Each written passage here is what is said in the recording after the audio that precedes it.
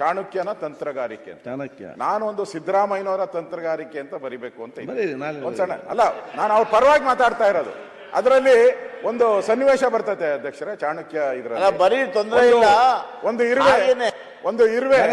ಒಂದು ಇರುವೆ ಅಧ್ಯಕ್ಷರೇ, ಅದು ದೆಹಲಿಗೆ ಹೋಗ್ಬೇಕು ಅಂತ ಪ್ರಯತ್ನ ಮಾಡ್ತಾ ಇತ್ತು. ಯೋಚನೆ ಅದು ಹೋಗ್ಬೇಕಂದ್ರೆ ಎಷ್ಟು ಜನ್ಮಗಳು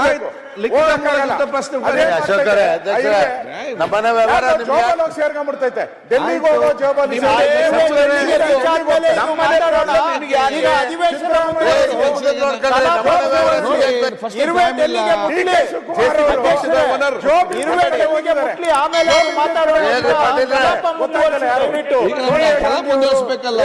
ಅವ್ರ ಜೊತೆ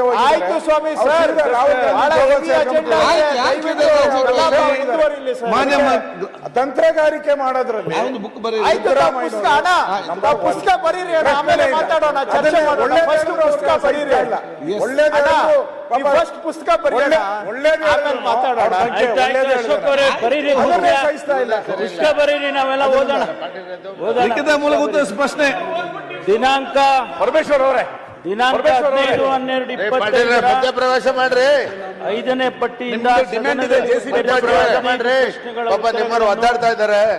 ಲಿಖಿತ ಮೂಲಕ ಪ್ರಶ್ನೆಗಳ ಪೈಕಿ 110 ಉತ್ತರಗಳನ್ನು ಹಾಗೂ ದಿನಾಂಕ 16/12/2025 ಲಿಖಿತ ಮೂಲಕ ಉತ್ತರಿಸುವ 230 ಪ್ರಶ್ನೆಗಳ ಪೈಕಿ 126 ಪ್ರಶ್ನೆ ಉತ್ತರಗಳನ್ನು ಸದನದಲ್ಲಿ ಮಂಡಿಸುತ್ತಿದ್ದೇನೆ.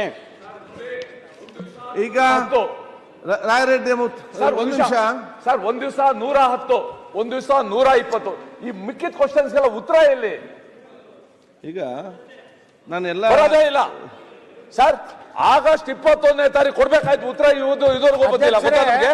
ಪ್ರತಿ ಸದನದಲ್ಲಿ ಅರ್ಧಕ್ಕಿಂತ ಹೇಳ್ತಾರೆ ಒಂದ್ ತಿಂಗಳ ಉತ್ತರ ಕೊಡ್ತೀನಿ.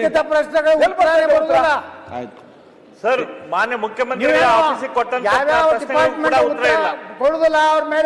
ಎರಡೆರಡು ವಿಧಾನಸಭೆಯಲ್ಲಿ ನಾನು ಕೇಳಿದ್ದೇನೆ. ಈಗ ನಾನು ಸರ್ಕಾರ ಮತ್ತೆ ಸಚಿವರಿಗೆ ಹೇಳಿದಿಷ್ಟೇ, ಬರ್ತಾ ಇಲ್ಲ ಉತ್ತರಗಳು. ಒಂದು ಅವತ್ತಾಗ ಸರಿ, ಕೆಲವೊಮ್ಮೆ ಪ್ರಶ್ನೆಗಳು ಕೂಡ ಅಂತ ಉತ್ತರ ಇರ್ತದೆ, ಎಲ್ಲ ಕ್ರೋಢೀಕರಿಸಬೇಕು ಬೇಕು.